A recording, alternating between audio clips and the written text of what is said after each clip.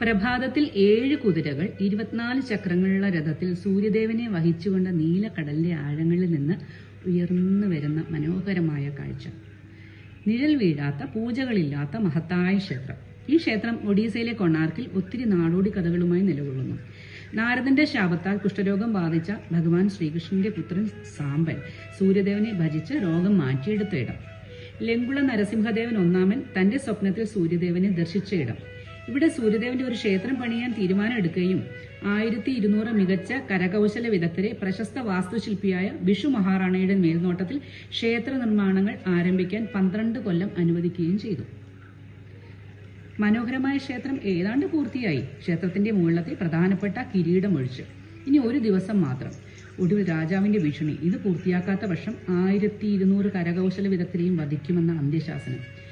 ബിഷുവിന്റെ 12 വയസ്സുള്ള മകൻ ധർമ്മപാദൻ ക്ഷേത്രം സന്ദർശിച്ച് അടുത്ത പ്രഭാതത്തിനു മുന്നേ പ്രധാനപ്പെട്ട കിരീടം അത്ഭുതമാവണ്ണം പൂർത്തിയാക്കി. 1200 കരകൗശല വിദഗ്ധരെ രക്ഷിക്കാനും ക്ഷേത്രത്തിലെ ഈ രഹസ്യമാക്കാനും താൻ പൂർത്തിയാക്കിയ കിരീടത്തിൽ ചാടിക്കയറി ചന്ദ്രഭാഗ എന്ന നദിയിലേക്ക് ചാടി തന്റെ ജീവിതം ബലിയർപ്പിച്ചു.